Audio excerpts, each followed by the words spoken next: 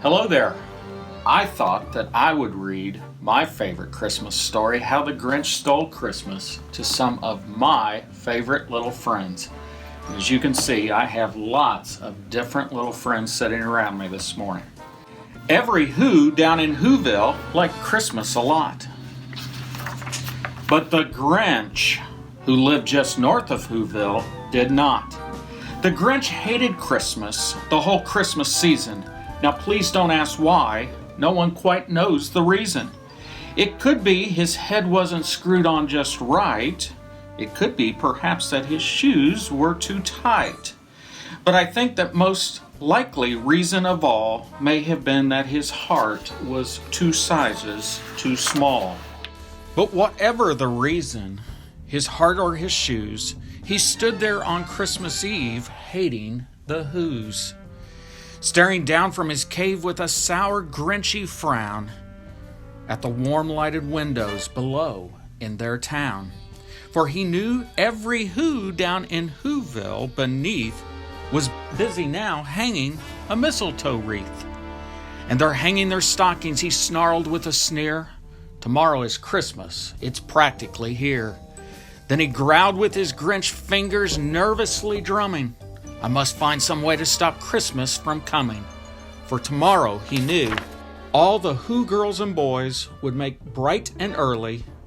They'd rush for their toys, and then, oh, the noise. Oh, the noise, noise, noise, noise. That's one thing he hated. The noise, noise, noise, noise. Then the Whos, young and old, would sit down to a feast. And they'd feast, and they'd feast, and they'd feast, feast, feast, feast. They would feast on Who pudding and rare Who roast beast, which was something the Grinch couldn't stand in the least. And then they'd do something he'd like least of all. Every Who down in Whoville, the tall and the small, would stand close together with Christmas bells ringing. They'd stand hand in hand, and the Whos would start singing. They'd sing and they'd sing, and they'd sing, sing, sing, sing.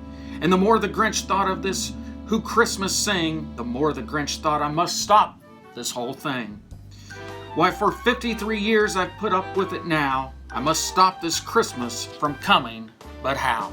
Then he got an idea, an awful idea.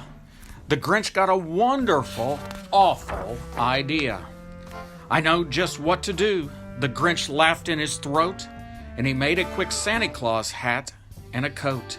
And he chuckled and clucked, what a great Grinchy trick.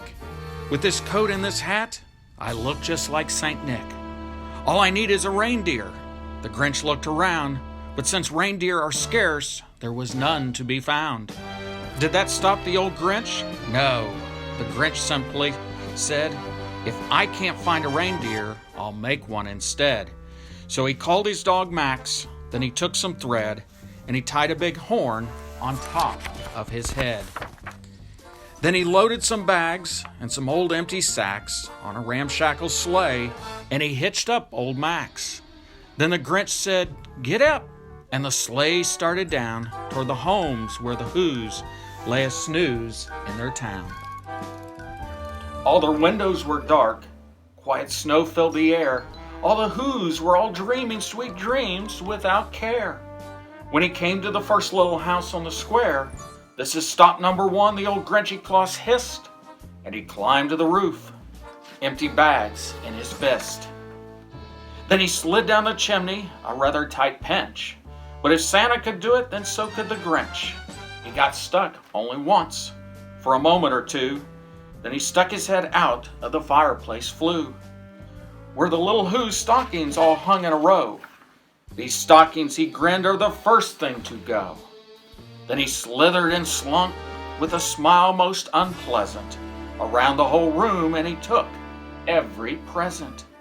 Pop guns and bicycles, roller skates, drums, checkerboards, tricycles, popcorn, and plums. And he stuffed them in bags. Then the Grinch very nimbly stuffed all the bags, one by one, up the chimbley. Then he slunk to the icebox. He took the Who's feast. He took the Who pudding. He took the roast beast. He cleaned out that icebox as quick as a flash. Why, that Grinch even took their last can of Who Hash. Then he stuffed all the food up the chimney with glee. And now, grinned the Grinch, I will stuff up the tree. And the Grinch grabbed the tree and he started to shove, when he heard a small sound like the coo of a dove. He turned around fast and he saw a small who, little Cindy Lou who was not more than 2. The Grinch had been caught by this tiny Who daughter, who'd got out of bed for a cup of cold water. She stared at the Grinch and said, "Santa Claus, why? Why are you taking our Christmas tree? Why?" But you know that old Grinch was so smart and so slick, he thought up a lie and he thought it up quick. "Why, my sweet little tot, the fake Santa Claus lied. There's a light on this tree that won't light on one side. So I'm taking it home to my workshop, my dear. I'll fix it up there. Then I'll bring it back here." And his fib fooled the child. Then he patted her head. And he got her a drink and he sent her to bed. And then when Cindy Lou Who went to bed with her cup, he went to the chimney and stuffed the tree up. Then the last thing he took was the log for their fire. Then he went up the chimney, himself, the old liar.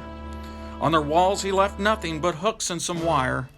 And the one speck of food that he left in the house was a crumb that was even too small for a mouse. Then he did the same thing to the other Who's houses, leaving crumbs much too small for the other Who's mouses. It was 1:15 dawn, all the Who's still abed, all the Who's still a snooze, when he packed up his sled.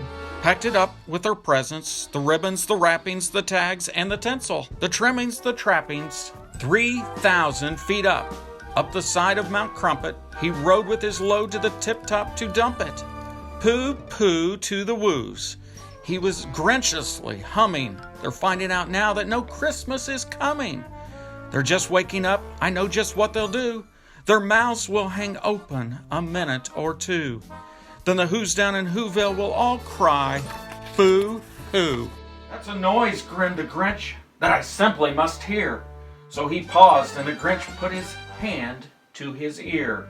And he did hear a sound rising over the snow. It started in low, then it started to grow. But the sound wasn't sad. Why, this sound sounded merry. It couldn't be so, but it was merry, very.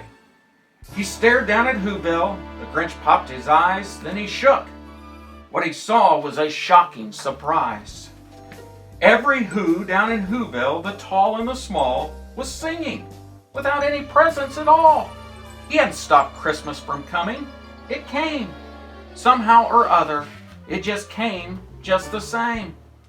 And the Grinch with his Grinch feet ice cold in the snow stood puzzling and puzzling. How could it be so?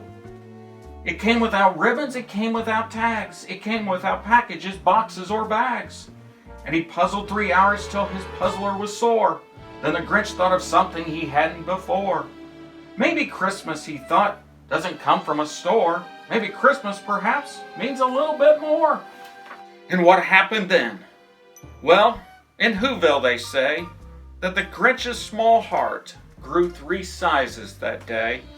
And the minute his heart didn't feel quite so tight, he whizzed with his load through the bright morning light. And he brought back the toys and the food for the feast. And he himself, the Grinch, carved the roast beast. The end. Isn't that fun? Merry Christmas to all of you from the Vincennes Community School Corporation. You're a mean one, Mr. Grinch. You really are a heel. You're as cuddly as a cactus. You're as charming as an eel, Mr. Grinch.